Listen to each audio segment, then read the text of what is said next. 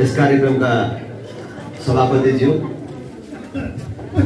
केन्द्रीय सदस्यज्यूहरू, जिल्ला अध्यक्षजी, पार्टीका विभिन्न तहका पदाधिकारी सदस्य साथीहरू, उपस्थित नवप्रवेशी दिदीबहिनी तथा दाजुभाइहरू, उपस्थित मेरा अत्यन्तै प्यारा आमा बुबा तथा दिदीबहिनीहरू, पत्रकार साथीहरू, अन्य भद्र महिला तथा सज्जनवृन्द, मलाई आज अत्यन्त खुसी लागेको छ, हर्ष र गौरवको महसुस भइराखेको छ कि राष्ट्रिय प्रजातन्त्र पार्टीको एकता महाधिवेशन पछि देशभरि राष्ट्रिय प्रजातन्त्र पार्टीका पक्षमा जुन प्रकारको लहर आइराखेको छ, त्यो लहरबाट राष्ट्रिय प्रजातन्त्र पार्टीको झापा जिल्लामा सबभन्दा कमजोर संगठन रहेको यो झापा गाउँपालिकामा पनि प्रभाव पर्यो। त्यो लहरबाट अछुतो रहन सकेर आज ठुलो संख्यामा त्यसमा पनि विगतमा नेपाली कांग्रेस, नेकपा एमाले, नेकपा माओवादी जस्तो पार्टीमा रहेर लामो समयसम्म योगदान पुर्याउनु भएका, समाजका विभिन्न क्षेत्रमा महत्त्वपूर्ण जिम्मेवारीमा रहनुभएका परिचित व्यक्तित्वहरू, युवा साथीहरू प्रवेश गर्नुभएको छ। त्यसले राष्ट्रिय प्रजातन्त्र पार्टीको आगामी सुदूर भविष्यलाई एउटा दिशा निर्देश गरिराखेको छ कि राष्ट्रिय प्रजातन्त्र पार्टीको सुदूर भविष्य उज्जवल छ, राम्रो छ र राष्ट्रिय प्रजातन्त्र पार्टी अब अगाडि बढ्यो र यसलाई अगाडि बढ्नबाट कसैले रोक्न सक्दैन भन्ने कुरा पनि देखिँदैछ। त्यसका लागि आज नवप्रवेशी सबै साथीहरूलाई म राष्ट्रिय प्रजातन्त्र पार्टीको तर्फबाट, आफ्नो तर्फबाट हार्दिक स्वागत गर्न चाहन्छु, बधाई तथा शुभकामना व्यक्त गर्न चाहन्छु र यसको आयोजना गर्ने, यसको चाँजो पाँजो मिलाउने पार्टीका यहाँका स्थानीय नेता कार्यकर्ता साथीहरूप्रति पनि धन्यवाद तथा आभार व्यक्त गर्न चाहन्छु। तपाईहरू सबैलाई थाहा छ, झन्डै 31 वर्षदेखि देश एक प्रकारले लोकतन्त्रको नाममा, पछिल्लो दिनमा गणतन्त्रको नाममा केही पार्टी र ती पार्टीका केही नेताहरूबाट बन्धक राखिएको छ, बन्धक बनाइएको छ। आज हामी 2046 सालको राजनीतिक परिवर्तनदेखि यहाँसम्म हेरौँ त यो 31 वर्षमा हामी जस्तै दुनियाँका अन्य देशहरू कहाँबाट कहाँ पुगे, हामी कहाँ छौँ र यो 31 वर्षमा कुन कुन राजनैतिक दलहरूले देशमा शासन सत्ता सम्हाले र ती दलको तर्फबाट को मान्छेहरू नेतृत्वमा छन्। सीमित मानिसहरूको अनुहार हाम्रो आँखा अगाडि आउँछ, चाहे त्यसलाई लोकतन्त्र भने पनि, गणतन्त्र भने पनि, तिनै मानिसहरू घुमिराखेका छन्, तिनै राजनीतिक पार्टीहरू घुमिराखेका छन् र तिनीहरूकै गोल चक्करमा देश फसिराखेको छ। हामीले 31 वर्ष एउटा देश बनाउने स्वर्णिम समय खेर फालेका छौँ। हामीले हिजो यिनै ठुला भन्ने देशमा लोकतन्त्र गणतन्त्र ल्यायौँ भन्ने, लोकतन्त्र गणतन्त्रको संवाहक हौँ भन्ने राजनीतिक पार्टीहरूबाट सुनेका थियौँ कि यो देशको सबै प्रगतिको बाधक भनेको राजा हो। हामीले तिरेको सबै तिरो राजा र राजाको परिवारलाई पाल्नमा खर्च हुन्छ, अनि अलिअलि उब्रिएको पैसा पनि स्विजरल्यान्डको ब्याङ्कमा लगेर राखेको छ। अनि देश कसरी बन्छ भनेर भने र उनीहरूले अझै थप के भन्थे, त्यो स्विजरल्यान्डको ब्याङ्कमा राजा रानीको नाममा जति पैसा राखेको छ त्यो पैसा फर्काएर ल्यायो भने मात्रै पनि हरेक नेपालीलाई 4-4 बिघा जग्गा र 5-5 तोला सुन पुग्छ भनेर भन्थे। आज राजा नभएको देशमा गणतन्त्र आएको 14 वर्ष हो, 15 वर्ष लाग्न लाग्यो स्विजरल्यान्डको ब्याङ्कमा राजा रानीको नाममा कति पैसा रहेछ, त्यो फर्काएर ल्याउन उनीहरूलाई कसले रोक्यो? आज राजा महँगो हुन्छ, राजा सेतो हात्ती हो, राजा साह्रै खर्चिलो हुन्छ भनेर भन्थे। राजा महँगो रहेछ कि राष्ट्रपति महँगो रहेछ? त्यसको तुलना पनि गरेर हामीले देख्न पायौँ। हिजो राजालाई दिएको सबै सुविधा अहिलेको राष्ट्रपतिलाई दिनै पर्ने रहेछ। त्यति मात्र होइन, हरेक 5 वर्षमा राष्ट्रपति फेरिँदै जान्छ। त्यो फेरिने भूतपूर्व हुने राष्ट्रपतिलाई पनि पूर्व राष्ट्रपतिको हिसाबले हैसियतमा राज्यले सेवा सुविधा दिएर पालेर राख्नुपर्छ। तपाईँलाई थाहा छ, अहिले देशमा 2टा राष्ट्रपति भइसके। अहिले रामवरण यादव पूर्व राष्ट्रपतिको रूपमा राज्यका सबै प्रकारका सेवा सुविधा लिएर बस्नु भएको छ। सुरक्षा, आवास, सचिवालय सबै सुविधा सहित राख्नु परेको छ भने अब केही समयपछि विद्यादेवी भण्डारी पूर्व राष्ट्रपतिको रूपमा बस्ने। यसरी हरेक 5 वर्षमा नयाँ पूर्व राष्ट्रपतिहरू थपिँदै जाने र तिनीहरूलाई हामीले तिरेको तिरोबाट पाल्दै जानुपर्ने भएपछि राजा महँगो रहेछ कि राष्ट्रपति महँगो रहेछ? निष्पक्षताको दृष्टिकोणले, राष्ट्रिय एकताको दृष्टिकोणले राष्ट्रपति त निष्पक्ष पनि हुँदैन रहेछ, राष्ट्रिय एकताको प्रतीक पनि हुँदैन रहेछ भन्ने कुरा पनि प्रमाणित भयो। दलको तर्फबाट उम्मेदवार भएको राष्ट्रपति अन्तिम समयमा आएर दलकै पक्षमा हुने रहेछ। त्यो निष्पक्ष र साझा संस्थाको रूपमा राष्ट्रपति हुन नसक्ने रहेछ। यो विगतका 2 राष्ट्रपतिहरूबाट हामीले थाहा पाइसकेका छौँ। त्यसकारणले चाहे निष्पक्षताको दृष्टिकोणले होस्, साझा संस्थाको हिसाबले होस्, खर्चका हिसाबले होस्, देशको गौरव वृद्धिका हिसाबले होस्, राष्ट्रपति भन्दा राज संस्था कैयौं गुणा माथि रहेछ भन्ने कुरा आज प्रमाणित भएको छ। अहिले पनि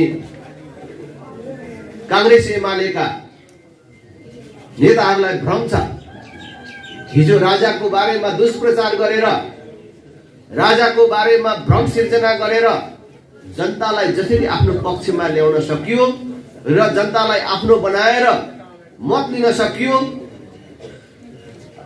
त्यही समय छ त्यसरी नै जनतालाई आफ्नो पक्षमा हिँडाइराख्न सकिन्छ भन्ने सोचबाट कहिलेकाहीँ केही गर्न नसकेपछि उनीहरूले फेरि पनि राजाको विरोध गर्छन्, राज संस्थाको विरोध गर्छन् मात्र होइन। तपाईहरू नै अहिले राप्रपामा लागेका, आज सदस्यता लिनुभएका र भविष्यमा राप्रपामा लाग्नुपर्छ कि के हो भनेर तयारी गरिराखेका दिदीबहिनी दाजुभाइहरूलाई भेटेर भन्छन्, राप्रपाको अरू कुरा त ठिकै छ, राजेन्द्र लिङ्गदेनको कुरा पनि ठिकै छ, तर तिमीहरूलाई थाहा छ राजेन्द्र लिङ्गदेन जस्तो मानिसहरूले धेरै ठाउँमा चुनाव जित्यो भने, राप्रपाले धेरै ठाउँमा चुनाव जित्यो भने अन्तिममा त ल्याउने राजा हो नि, फेरि थाहा छ भनेर भन्छ कि राजा आउँछ है भनेर डर देखाउन खोज्छन्।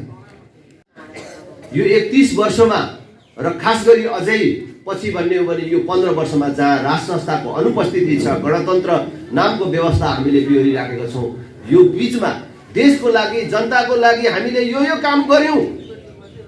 कांग्रेसले, एमाले, माओवादीले देशको लागि, जनताको लागि गरेको यो काम हो भनेर 1, 2, 3 गरेर देखाउने कुनै चीज नभएपछि अहिले पनि उनीहरूले राजाको डर देखाएर जनतालाई आफ्नो मुठीमा राख्न खोजिरहेका छन्। यो कस्तो कुरा हो भने तपाईहरुलाई थाहा छ धेरै वर्षसम्म बिहारमा लालू यादवले मुख्यमन्त्री चलाए। उनी आफू मात्रै मुख्यमन्त्री भएनन्, उनले उम्मेदवार हुन नपाउने बेलामा उनले आफ्नो औठा छाप श्रीमतीलाई पनि मुख्यमन्त्री बनाएर देखाइदिए। यसरी बिहारमा एक छत्र उनले जुन शासन गरे, त्यसबेला एउटा चुनावको कथा तपाईहरुलाई सुनाउँछु। एउटा चुनावमा एउटा समयमा एक ठाउँका मान्छेहरूले चाहिँ लालु यादवलाई भोट नदिने निर्णय गरेछ। यो चोटि चाहिँ यसले जति हामीलाई फकाए पनि मान्नु हुँदैन, यसले जहिले ढाँट्छ यो चोटि चाहिँ यो गाउँको कसैले पनि भोट दिनु हुँदैन है भन्ने निर्णय गरेछ। लालु यादवले त्यो कुरा थाहा पाएपछि लालु यादव त्यो गाउँमा गएर यी मानिसहरू किन रिसाएछन् भन्ने कुरा बुझ्न खोजे। कति नै मेहनत गर्दाखेरि पनि खास कुरा थाहा पाउन सकेनन्। तर पछि जब जनताले नै उनलाई भने कि तिमी यहाँ जिद्दी गरेर नबस, ढिपी गरेर नबस, यो गाउँबाट भोट आउनेवाला छैन, तिमीले फेरि पनि यो चोटि यही खोलामा पुल बनाउने भनेर हामीलाई भन्ने होला हैन, अब तिम्रो पुलसुल चाहिँदैन, जाऊ भोट पनि दिँदैनौ न भनेपछि लालु यादवले थाहा पाएछ, ए यो गाउँका मान्छेहरू त मैले यो खोलामा पुल नबनाएको कारणले पो रिसाएको रहेछ भन्ने थाहा पाएपछि उसले के भन्यो रे,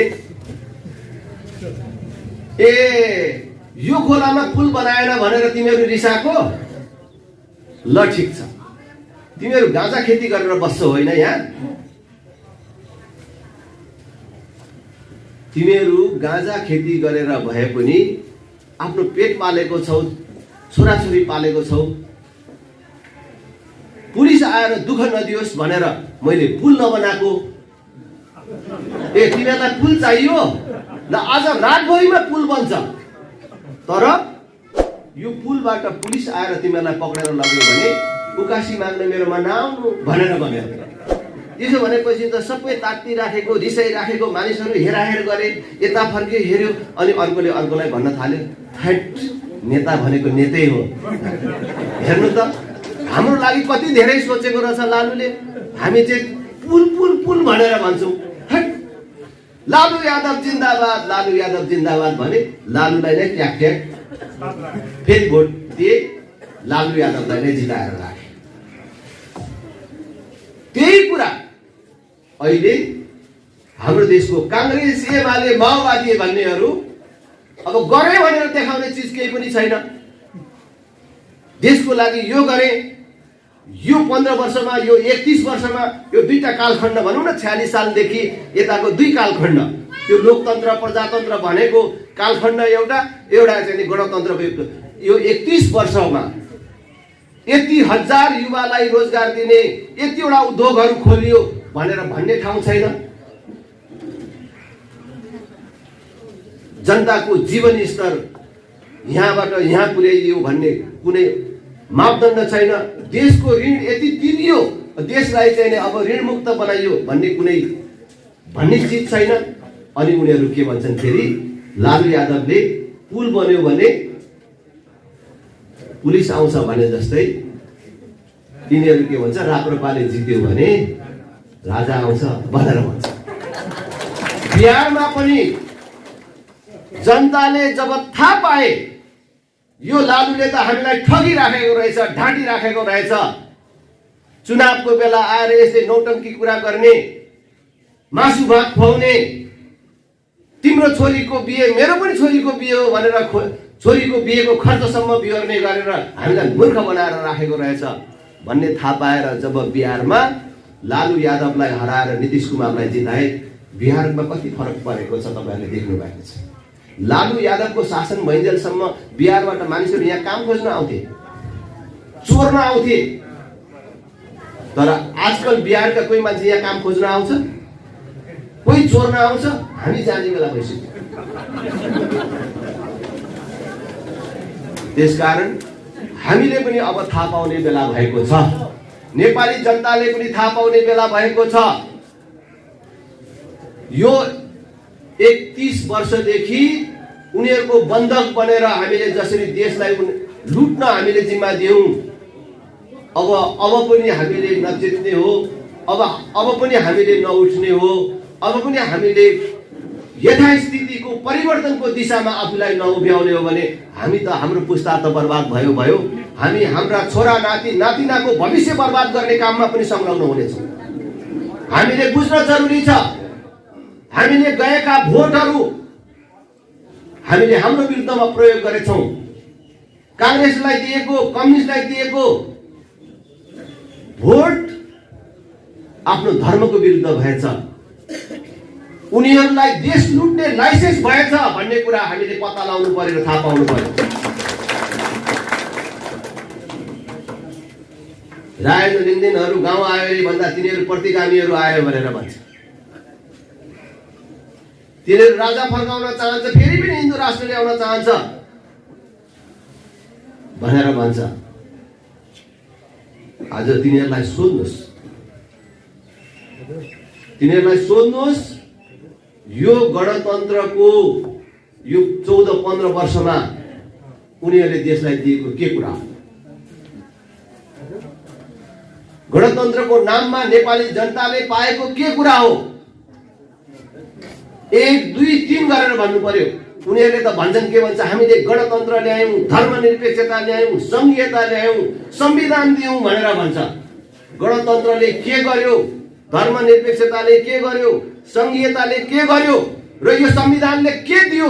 जनताले के पायो? छुन पाउने, भोग्न पाउने, देख्न पाउने के चिज पायो? त्यो कुरा भन्नु पर्यो। हाम्रो क्षेत्रमा गएको चुनावमा कृष्णप्रसाद सिटौलाको पक्षमा भोट माग्नेहरूले राजेन्द्र र कृष्ण सिटौलाको तुलना हुँदैन, कृष्ण सिटौला राष्ट्रिय नेता हो, यत्रो ठुलो संविधान दियो देशलाई, संविधान दिने मान्छेलाई हराउनु हुँदैन भनेर कृष्ण सिटौलाको पक्षले भोट माग्थे। तर हाम्रो क्षेत्रका साधारण जनता के भन्थे? अरे तिम्रो कृष्ण सिटौलाले बनाएको संविधान त्यो चाँदीको पानामा सुनको अक्षरले लेखेको भए पनि के गर्नु? त्यो संविधानले हामीलाई बाटो दिँदैन, बाटो बनाएको छैन, बिजुली ल्याएको छैन, हामीलाई त विकास चाहियो।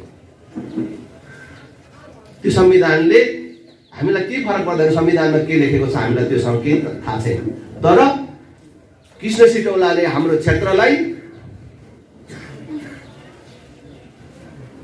झापाको कर्णाली बनाएर राख्यो। अब यसबाट हामी निस्किन चाहन्छौँ, त्यसकारण हामी विकास चाहन्छौँ, समृद्धि चाहन्छौँ, हामी राजेन्द्रलाई दिन्छौँ भनेर भोट दिए। त्यसकारण अहिले हामीले पनि, जनताले पनि वास्तवमा संविधानमा लेखेर के गर्नु? संविधानमा तपाईहरू पढ्ने मान्छेहरूले त थाहा पाउनु भएको छ, शिक्षा, स्वास्थ्य, रोजगारी मान्छेको मौलिक अधिकारको रूपमा लेखेको छ। यो कोरोनाको महामारीले तपाईँ हाम्रै छरछिमेकमा कति दाजुभाइको घरखेत गयो। स्वास्थ्य हाम्रो मौलिक हक हो भने त्यसबेला उपचार किन निःशुल्क भएन? हामीले बिएनसी वीरता सिटीमा छिरेपछि जग्गा बेच्नुपर्ने अवस्था किन आयो? उपचार त्यहाँ गएपछि जग्गै बेच्नुपर्छ भन्ने अवस्था भएपछि त्यहाँ नछिरेर कतिले अकालमा ज्यान गुमाउनु पर्यो? अनि कहाँ छ स्वास्थ्य हाम्रो अधिकारको रूपमा? शिक्षा, आज हामीले रोजेको शिक्षा कहाँ पढ्न पाएको छ? निःशुल्क कहाँ पढ्न पाएको छ? आज दुःख गरेर छोराछोरी पढाएपछि तिनका पढाइ अनुसार, योग्यता अनुसार हामीले कहाँ जागिर खुवाउन पाएको छ? कहाँ काम लगाउन पाएको छ? कहाँ रोजगारीको ग्यारेन्टी छ? त्यसकारण आज शब्द जालमा उनीहरूले देशलाई चाहिँ बन्धन बनाएको छन् मात्र होइन, देशलाई यो 31 वर्षदेखि बेरोजगार उत्पादन गर्ने कारखानामा परिणत गरेका छ। 46 सालसम्म कति मानिसहरू तपाईँको घर गाउँबाट वैदेशिक रोजगारीमा मानिसहरू जान्थे? तर आज वैदेशिक रोजगारीमा नगएको कुन घर र परिवार छ? झन्डै 60 लाख युवकहरू 18 वर्ष उमेर पुरा गरेको, 50 वर्ष ननागेको डाक्टरले जाँच्दाखेरि शरीरमा कुनै रोग नदेखियो। यी सबलाई अरबियनको नोकर हुन जान पाउने व्यवस्था मिलाइदिएर देश उनीहरूले चलाइराखेका छन्। 3 करोड जनसङ्ख्या भर्खर पुगेको देशको 50-60 लाख युवकहरू खाडी मुलुकमा छन्। यो त सरकारी तथ्याङ्क हो। दिल्ली, पन्जाब, गुजरात लगायत भारतका विभिन्न प्रान्तमा भएकाहरूको त हिसाबै छैन। भने बलिया भाङ्गा जातिहरूलाई पेट पाल्नको लागि, परिवार चलाउनको लागि देश छोडेर हिँड्न बाध्य बनाएर अनि बाँकी रहेका मान्छेहरूलाई उनीहरूले शासन चलाएर बसे। अनि हामी देश चलाइराखेका छौँ। संघीयता आएपछि हेर त गाउँमा आएको विकास, गाउँमा कति पैसा आयो भनेर भन्छ। ठिकै हो, अहिले पैसा हिजोको भन्दा बेसी आएको छ। बजेटको अङ्क बढ्यो, अङ्क बढेपछि यहाँ आउने पैसा पनि बढ्यो। तर त्यो कति प्रतिशत सदुपयोग भएको छ र त्यसले कस्ता कस्ता मानिसहरू मोटाएका छन्, तलदेखि माथिसम्म कुन प्रकारको लुट छ र त्यति पैसाले, त्यो आएको पैसाले यति मात्रै बन्नुपर्ने हो कि अरू कति बन्न सक्थ्यो, त्यो तपाईँ हामी सबैलाई थाहा छ। त्यति मात्र होइन, यो बजेट, यो पैसा कुन बाटोबाट आएको छ, कुन स्रोतबाट आएको छ, यो कुरा पनि हामीले बुझ्न जरुरी छ। आजभन्दा 4 वर्ष अगाडि यो संघीयता कार्यान्वयन प्रारम्भ हुनुभन्दा अगाडि हामीले कति चिजहरूमा कर तिर्थ्यौँ, केमा कर लाग्थ्यो र करको दर के थियो, कति थियो र अहिले कुन चाहिँ कुरामा कर लाग्दैन र करको दर के छ तपाईहरुलाई थाहा छ। त्यति मात्र होइन, यो 4 वर्षमा राष्ट्रिय ऋण दोब्बर भएको छ। 4 वर्ष अगाडिसम्म राष्ट्रिय ऋण 8 खरब थियो भने अहिले 16 खरब भएको छ। हामी हरेक मान्छेको टाउकोमा झन्डै 60,000 वैदेशिक ऋण छ। यति धेरै पैसा देशलाई ऋण बोकाएर हरेक कुरामा कर लगाएर, कर पनि 2 गुणा 4 गुणा होइन 60% सम्म वृद्धि गरेर उठाएको पैसाले हुने यही कुरा हो।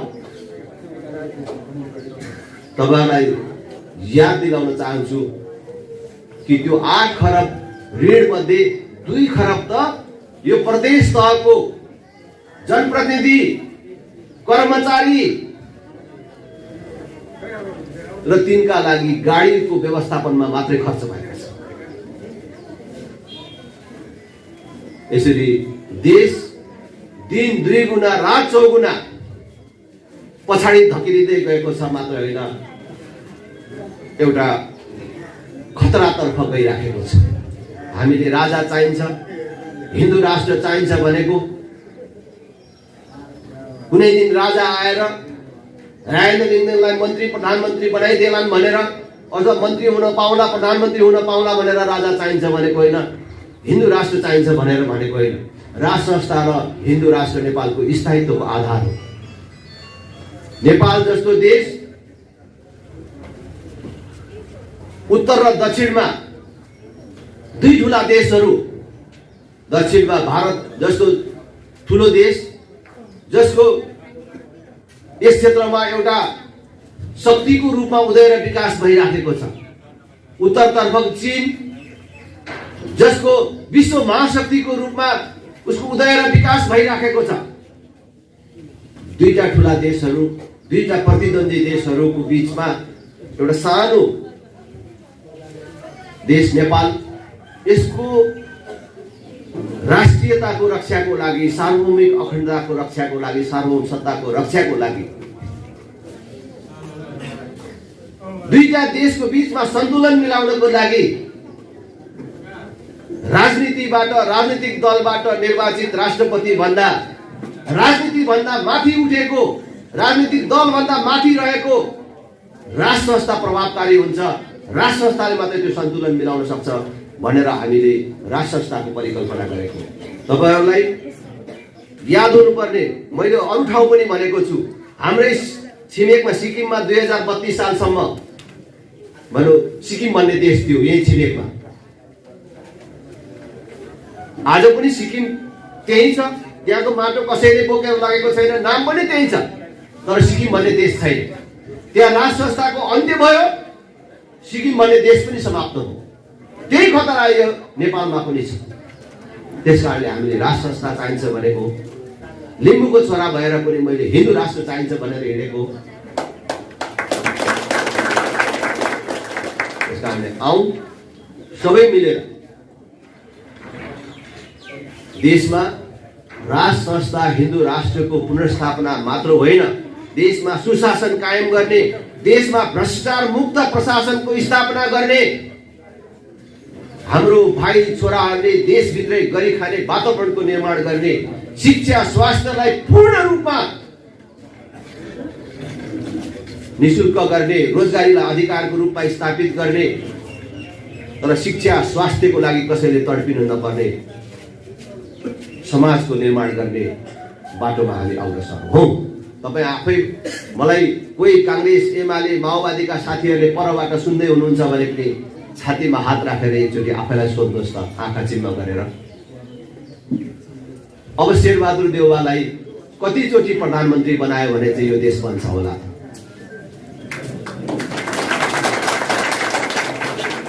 केपी ओलीलाई कतिचोटि बनायो भने, प्रचण्डलाई अब कतिचोटि प्रधानमन्त्री बनायो भने चाहिँ देश बन्छ होला त? हामी हाम्रै हातले हाम्रो देश, हाम्रो भविष्य र हाम्रा सन्ततिहरूको भविष्य बर्बाद गर्ने काममा हामी लागिराखेका छौँ। मैले अरू बेला पनि उदाहरणमा भनिराखेको छु।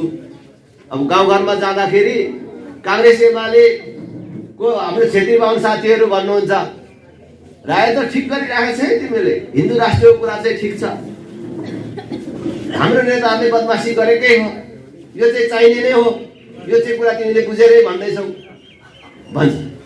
अब भोट हाल्ने बेलामा त्यही काङ्ग्रेसलाई हाल्छ। हामी लिम्बूको छोरा, म लिम्बूको छोरा, मेरो जन्मले म लिम्बू हुँ, किराँत धर्मी हुँ, मेरो धर्मको महलमा किराँत धर्म लेख्छु। किराँत कर्मकाण्ड अनुसार मेरो घरको पूजा आराधना अरू विधिहरू चाहिँ चलाउँछु। हिन्दू राष्ट्र कुनै जात विशेषले मान्ने धर्मको कुरा मात्र होइन, यो नेपालको एकता र पहिचानसँग सम्बन्धित विषय हो भनेर हिँड्छु। तर जो जन्मले कर्मले हिन्दू छ, अब त्यो मान्छे भन्नलाई आफूलाई चाहिँ हिन्दू पनि भन्ने, लेख्ने पनि हिन्दू राष्ट्र चाहिन्छ पनि भन्ने, अनि भोट चाहिँ धर्मनिरपेक्षको पक्षमा हाल्ने। किन काङ्ग्रेस एमाले माओवादीलाई भोट हाल्नु भनेको त धर्मनिरपेक्षको पक्षमा भोट हाल्नु हो नि। हामीले बोलचालको भाषामा आलोचना गर्दाखेरि गिरिजाप्रसाद कोइराला, माधव कुमार नेपाल, प्रचण्डले खत्तम गरे, हामीले माग्दै नमागेको धर्मनिरपेक्ष ल्याइदिए भनेर काङ्ग्रेस एमाले माओवादीकैले पनि भन्छन्। तर उनीहरूलाई यहाँ भोट नदिएको भए, उनीहरूलाई बहुमत दिएर नपठाएको भए त्यो संविधान सभामा धर्मनिरपेक्षलाई कसले अनुमोदन गर्थ्यो? राप्रपा जस्तो पार्टी गएको भए त हुँदैन थियो। त्यसकारण अहिलेको दलको नेताहरूले जुन लुट मचाइराखेका छन्, जनइच्छा विपरीत जुन काम गरिराखेका छन्, त्यसमा उनीहरू मात्रै दोषी छैनन्। मेरो बाउको पार्टी हो, मेरो बाजेको पार्टी हो, म सानैदेखि लागेको, म त विद्यार्थी हुँदैदेखि अखिल थिएँ, विद्यार्थी हुँदैदेखि नेभी सङ्घ थिएँ।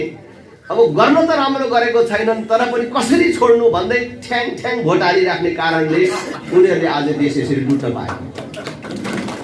त्यसकारण उनीहरू जसरी दोषी छ, त्योभन्दा बेसी गाउँमा बसेर काङ्ग्रेस एमाले माओवादीलाई भोट दिनेहरू कम दोषी छैन भन्ने कुरा हामीले बुझ्नुपर्छ। हाम्रो हात पनि कम दोषी छैन भन्ने कुरा हामीले बुझ्नुपर्छ।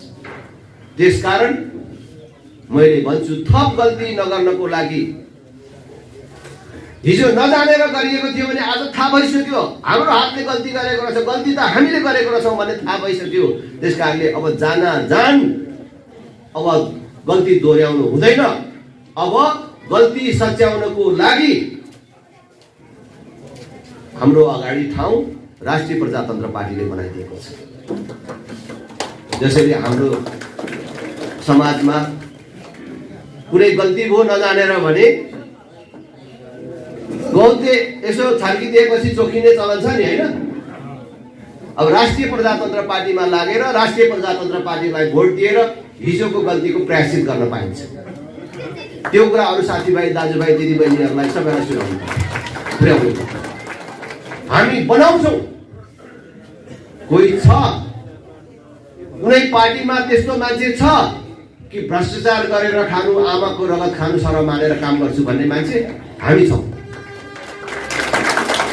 कोही पार्टीमा छ मैले आजसम्म 1 रुपैयाँ भ्रष्टाचार गरेको छुइनँ भनेर जुनसुकै मन्दिरमा छिर्छु भन्ने मान्छे हामी छौँ।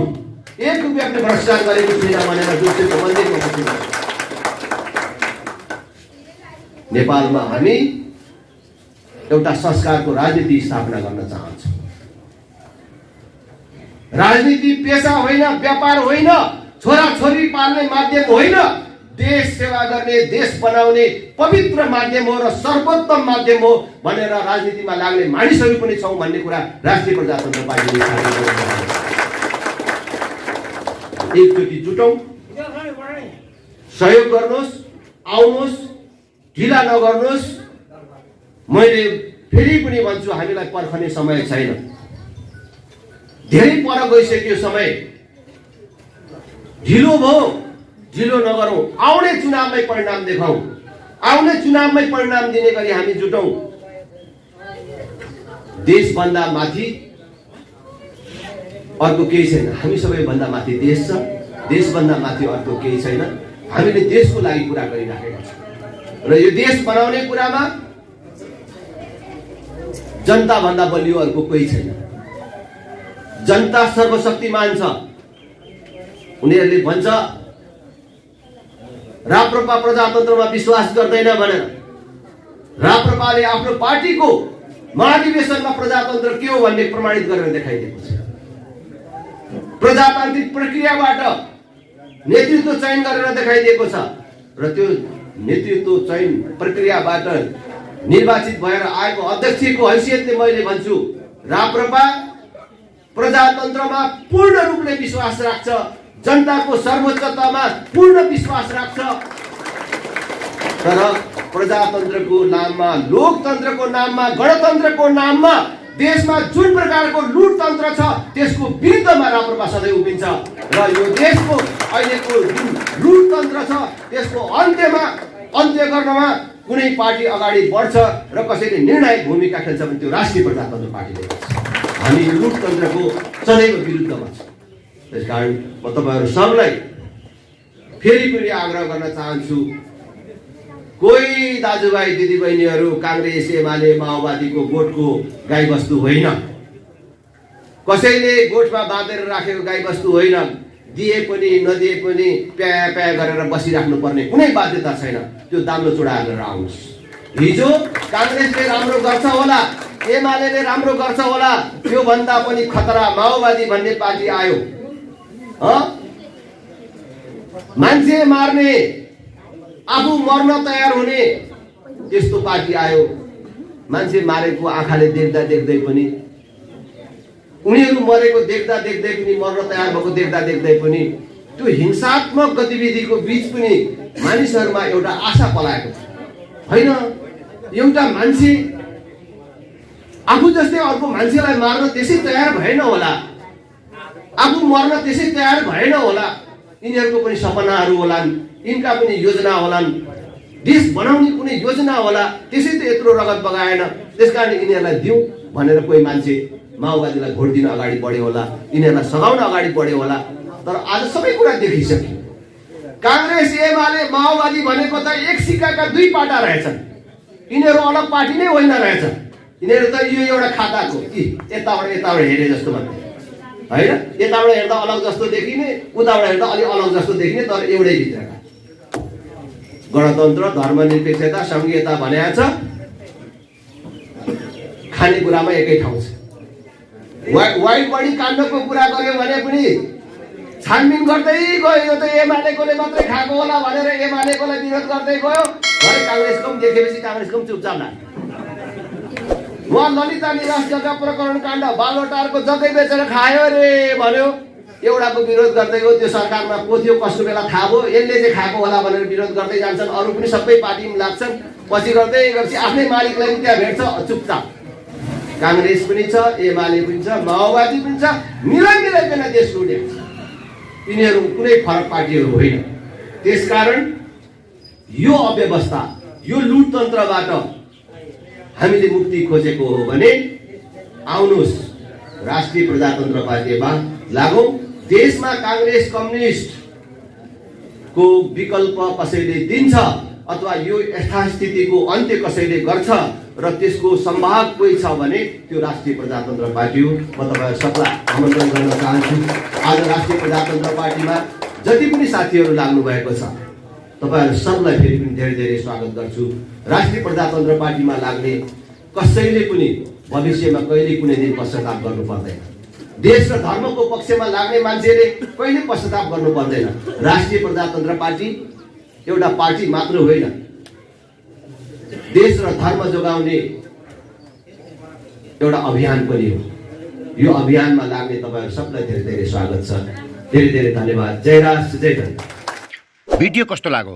मन परे च्यानल सब्स्क्राइब गरी लाइक, कमेन्ट अनि शेयर गरिदिनुस् है।